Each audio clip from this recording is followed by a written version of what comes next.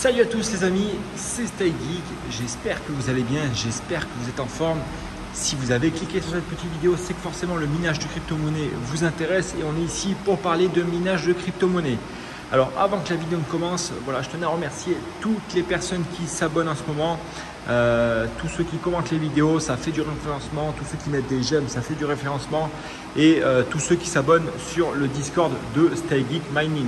Voilà, si ce n'est pas déjà fait, rejoignez le Discord, il y a beaucoup d'entraide, on parle, on discute, etc.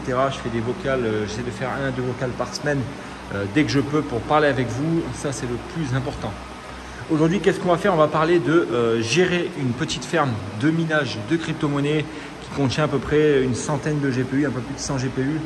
On va voir, est-ce que c'est facile? Comment faut-il s'y prendre? Quels sont mes conseils que je peux vous donner pour gérer vos rigs? Et la vidéo, on va la commencer tout de suite les amis. Alors comme vous voyez, on est dans le nouveau local, hein. Donc on a fait pas mal, j'ai fait pas mal de petits aménagements. Donc là on va commencer, donc là vous voyez il y a un petit rig ici, hop là. Donc petit rig ici, donc voilà j'ai mis les prises ici, j'ai mis tous mes câbles là que j'avais retirés ensuite, hein, j'ai pas encore fini mais ça avance petit à petit, hein. Donc vous voyez il n'y a plus aucun câble qui traîne maintenant. Ça c'est très important pour éviter de se prendre les pieds dedans, hein, voilà. Donc je dirais pas que je l'ai fait, mais ça peut arriver à tout le monde. Donc là on a de la prise, donc du 2.5, 3 prises, 2.5, 3 prises, 2.5, 3 prises. Ici on a le routeur fibre et on a un dédoubleur, là il y a 8 ports RJ45. Donc ça c'est très très pratique. Tout simplement, il y en a beaucoup qui m'ont demandé, du coup je vais vous dire un peu ce que j'utilise comme matériel pour mes rigs, pour les alimenter avec le courant, avec l'RJ45, quels sont mes dédoubleurs, etc. Alors tout simplement, ce que moi je vous conseille comme accessoire indispensable pour gérer vos rigs et pour justement avoir des rigs qui sont plutôt propres, bien rangés, avec une stabilité. Alors tout simplement, on va avoir besoin d'un ordinateur, rien de plus simple, rien de compliqué. Un ordinateur, bon là c'est un MacBook Pro 13 pouces, mais vous prenez un Windows, n'importe lequel, même un ordinateur fixe. Mais voilà, un ordinateur de base qui va être très utile pour pouvoir configurer nos rigs à distance. Le faire avec le téléphone c'est bien, mais ça reste assez compliqué. Bon, là on a mis des petits Rislan, mais ça c'est vraiment le truc utile et indispensable, hein, j'ai pas besoin de vous le préciser. Là on arrive sur notre déduplicateur de prise RJ45, donc là c'est un D-Link, hein, c'est le DGS 108, très très bon produit. Vous rentrez avec une prise internet ici et il vous en reste derrière 7. Donc là vous avez 7 connexions internet et vous avez un débit, alors attendez, le débit on s'en fout un peu, mais il y en a qui vont me demander, voilà. Donc c'est là, donc ça c'est ce que j'utilise, hein, j'en ai 4 comme ça. 4 gros de 8 RJ45 et j'ai 3 petits de 6 ou 4 RJ45. Ensuite un adaptateur comme ceci, donc adaptateur hub, HDMI vers VGA. Ça vous avez été nombreux à me le demander parce qu'il y a énormément de cartes mères qui ne supportent pas l'HDMI, surtout les cartes mères mining, hein, ça peut être des anciens modèles. Donc là vous avez un adaptateur comme ceci, donc HDMI vers VGA, donc ça c'est très très important. Et là ensuite on a du câble RJ45, donc moi j'utilise du câble de catégorie 6 et du câble de catégorie 8. Donc là c'est 2 bobinaux de 10 mètres, mais vous voyez j'en ai un peu de partout. Tout simplement ensuite qu'est-ce qu'on va avoir besoin? On va avoir besoin d'une très bonne connexion, d'un très bon réseau électrique. Donc là comme je vous disais, donc voilà, très bon réseau électrique, hein, donc chaque rig dispose de sa multiprise indépendante. Et du coup je suis allé rajouter moi-même des multiprises avec protection, donc ça c'est des protections parafoudre et contre la surtension, donc ça ne fait pas office de shunter, mais ça peut déjà protéger votre installation. Donc là on a un autre TP-Link de 5 connexions déjà, vous voyez. Alors tout simplement mes conseils, qu'est-ce que je peux vous donner, hein? Allez, je vais vous montrer encore les petits adaptateurs qu'on a ici. Donc là on a encore un adaptateur ici, donc TP-Link, ça c'est un adaptateur x5. Et là-bas, on a un autre petit rig au fond, tout simplement. Alors, quels sont mes conseils si vous voulez créer votre micro-ferme de minage de crypto-monnaie? Tout simplement, le mieux, ça va être de trouver un local qui va être dédié à ça. Si vous avez 5, 6, 8, 9, 10 rigs, ou même si vous avez 3, 4 rigs, hein, voilà, que vous voulez faire ça dans votre garage, le but, ça va être d'avoir un espace dédié, j'ai envie de dire, où il n'y a rien qui peut, il n'y a aucune crainte avec le matériel que vous stockez, que ce soit du textile, des cartons, du bois, etc. Là, vous voyez que le local est complètement vide et ça, en fait, c'est fait exprès. Il va juste servir à avoir vous voyez, mes rigs et là, il y aura peut-être mon futur bureau, comme je vous disais la dernière fois. Mais voilà, le but est tout à fait, c'est tout à fait calculé de rien avoir en fait dans le local, hein, tout simplement. Attends, je vais couper la lumière qui est au fond, là-bas, elle nous fait des effets stroboscopiques. Voilà.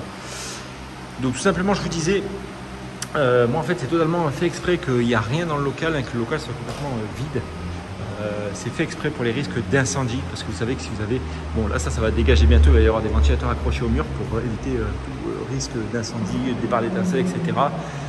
Tout simplement pourquoi? Parce que là, la moindre étincelle que vous avez, ça peut vite partir. Donc là, actuellement, si vous avez juste un rig qui prend feu, par exemple, eh bien, vous avez uniquement le rig qui va prendre feu, peut-être celui d'à côté, mais voilà, il n'y a rien de bien inquiétant. Il n'y a pas beaucoup de choses à brûler sur un rig.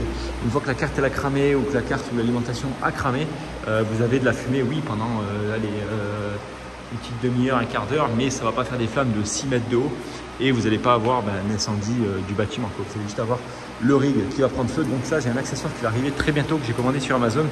Je vous le ferai voir, je vous le présenterai également parce que ça peut en intéresser pas mal. Ensuite, deuxième petit conseil, ça va être au niveau des prises de connexion internet. Ça, faites-y très attention. Une prise RJ45 défectueuse peut vous faire cafouiller l'ensemble de vos rigs, surtout si vous utilisez des répartiteurs comme moi j'ai. Du coup, parce que là, imaginez-vous que vous branchez vos 8 rigs sur ce répartiteur-là et que vous n'avez qu'une seule prise et vous avez du coup 8 rigs qui vont partir, 7 rigs qui vont partir de cet adaptateur-là. Si vous avez un câble RJ45 qui est pourri, notamment celui-là qui alimente du routeur au répartiteur, et ben vous allez avoir que des problèmes, que des emmerdes. Donc ça, je vous conseille d'acheter du câble neuf. Allez pas me prendre du câble de récup que vous avez récupéré dans un vide-grenier. Surtout que ça coûte rien du tout. Là, si vous voyez un câble de 10 mètres là, on est sur 8 euros et des boîtes. Donc ça ne vaut pas le coup de se priver. Vous achetez du câble de 5 mètres, de 3 mètres, suivant les dimensions que vous souhaitez. Et ça ira très très bien. Ensuite, le point vraiment le plus important sur une mini ferme de minage comme ça va être au niveau de l'électricité tout d'abord. Donc ça va être un des points noirs vraiment à vérifier avec votre électricien. Donc là, je ne peux pas vous dire oui, il faut faire ci, ça comme installation pour que ça marche. Je vous montrerai dans une prochaine vidéo le tableau électrique. Mais moi justement, j'ai prévu, j'avais fait installer des prises en fait complètement indépendantes pour chaque rig qui était prévu. Vous voyez, ici et là. Donc après, je suis venu en rajouter moi au sol ici parce que les électriciens qui m'ont fait les branchements ont pas séparé en fait chaque ligne. Donc du coup, faut que je sépare en fait moi les lignes ici parce qu'ils l'ont pas fait. Et du coup, j'avais rajouté des prises ici séparées totalement. Donc de ce côté-là, on était vraiment tranquille. C'est pour ça que je vous dis, faites vérifier votre installation par un professionnel et quand même vérifier ce que le professionnel vous fait. Testez avant qu'il parte. Faites des branchements, faites des appareils qui consomment un max. Et ensuite, voilà, le point fort, le point important, vraiment important dans le minage, ça va être de faire vérifier votre installation électrique par un professionnel. Pas que vous ayez vos rigs, votre tableau qui prend feu, surtout si vous faites ça à domicile et que vous ayez des petits problèmes électriques qui vont être très très embêtants. Ensuite, un des points qui va être essentiel, ça va être le refroidissement de vos rigs de minage. Alors tout simplement, pourquoi le refroidissement? Parce que vous savez très bien qu'une carte ou n'importe quel matériel électronique va dégager de la chaleur, va chauffer et dégager de la chaleur. Donc c'est pour ça que moi j'ai choisi, vous voyez que mes rigs, c'est des rigs où il y a les cartes qui sont vraiment espacées. On a vraiment de la place, vous voyez. Donc chaque rig, vous avez énormément de place entre les cartes. Vous pouvez rajouter même presque le double de cartes sur un rig. Tout simplement pourquoi plus les cartes vont être espacées, pardon, j'ai eu un petit souci. Plus les cartes vont être espacées et mieux elles vont refroidir et plus vous serez tranquille, vous serez pas impacté en fait pour tout ce qui va être problème de chauffe. Donc là, comme vous voyez, c'est des rigs où il n'y a pas de ventilateur, de petits ventilateurs 120 mm derrière. Donc ceux-là, ils n'en ont pas du tout besoin. Alors celui-là, oui, ils en ont besoin parce que c'est des RX 470 8 Go. Donc j'ai dû rajouter ce petit ventilateur-là de 120 watts derrière, donc là, il a une puissance maximum, pour venir créer un petit flux d'air sur ces cartes-là qui refroidissent et en même temps, le flux d'air, il profite aux cartes, aux deux rigs qui sont devant. Donc ça, c'est plutôt pas mal, vous voyez. En plus, comme c'est joli, comme vous avez les mêmes rigs avec presque les mêmes cartes et tout, c'est beau. Alors ensuite, pour le refroidissement, vous voyez que ces rigs-là, ils sont équipés de ventilateurs 120 mm, 3000 tours minute. Alors ça, il faut bien y faire attention. Suivant, vous allez positionner votre rig dans votre habitation. Si vous le mettez dans un garage, dans une chambre, dans un salon ou n'importe où. Il y en a beaucoup d'entre vous qui sont jeunes encore et qui installent des rigs dans leur chambre. Alors en hiver, c'est top, il n'y a vraiment aucun souci. Vous avez le chauffage gratuit, j'ai envie de dire presque. Mais voilà. Le problème qu'il va y avoir, c'est que pour la plupart d'entre vous, vous avez des ventilateurs qui sont assez bruyants, ou même ceux-là que j'avais conseillé moi, parce que du coup, c'est des ventilateurs que je conseille, parce qu'ils sont très très efficaces en termes de refroidissement. Par contre, voilà, ils sont un peu bruyants, mais ça reste des ventilateurs efficaces. Et par rapport en termes de puissance et de ventilation, on est sur du ventilateur qui est très très performant et qui a un très très bon rendement par rapport à ce qu'on peut trouver sur le marché pour des ventilateurs gaming par exemple, qui eux vont être totalement silencieux comme on a sur le petit rig là-bas au fond. Alors si vous avez des cartes qui sont petites, genre 1660, 2060, etc., qui ne demandent pas beaucoup de système de ventilation et de refroidissement, ça va poser aucun souci. Mais là, on est sur des rigs, vous voyez là, les 3070, vous êtes obligé de venir mettre des ventilateurs derrière parce que forcément, même si on a un écart qui est suffisamment important entre chaque carte, même si la plupart des 3070 disposent de 2 ventilateurs minimum jusqu'à 3 ventilateurs, le refroidissement va être quand même assez difficile. Donc après, moi, je les ai mis ces ventilateurs-là, mais c'est vraiment une option, hein, c'est pas obligatoire parce que là, dans le local où on est, il fait assez frais. Je vous montrerai la température au fond là-bas, juste là-bas. Mais vous n'êtes pas obligé de mettre des ventilateurs sur ces cartes-là. Moi, où elles sont placées là, c'est un choix personnel, c'est parce que voilà, j'ai fait les règles comme ça au début. Et donc, j'avais des ventilateurs, j'avais commandé des ventilateurs exprès. Donc, ça refroidit très bien, mais je pourrais m'en passer. Vous voyez qu'il y en a qui est cassé là quand j'ai mis les doigts dedans avant-hier. Ça m'a fait mal aux doigts. Là, c'est 5700 ici. Vous voyez qu'on n'est pas obligé de mettre de ventilateur non plus. Hein. Elles ont un modèle blower qui aspire et qui recrache devant. Normalement, elles n'ont pas besoin d'être refroidies. Mais on va dire que c'est pour créer un flux d'air pour que chaque carte dispose un peu d'air frais et qu'elle garde l'air frais. Ça, le refroidissement d'un rig, c'est très très très très important. Un des points qui va être vraiment très important, ça va être le cable management d'un de vos rigs, hein, les amis. Ça, il y en a beaucoup d'entre vous qui posent des rigs avec un cafouille de câbles en dessous et ça permet en fait, ça modifie, on va dire, ça joue un peu sur le flux d'air. Et du coup, vous avez plus de poussière qui va s'accumuler sur votre rig puisque l'air ne pourra pas circuler correctement dans votre rig. Vous voyez là, un rig qui tourne depuis, depuis quand on est, depuis fin août. Vous voyez, j'ai pas passé de coup de chiffon dessus. Hein, regardez, je vous mets la preuve dessus. Voilà. Vous voyez la poussière? Il n'y a pas encore eu de coup de chiffon qui ont été passés dessus. Donc là, les professionnels de nettoyage vont crier au scandale. Mais en termes de cable management, on est plutôt très très correct. Hein, vous voyez, on n'a pas de câble qui traîne n'importe où. Là en bas, vous voyez qu'il y a un flux d'air qui est bien aéré.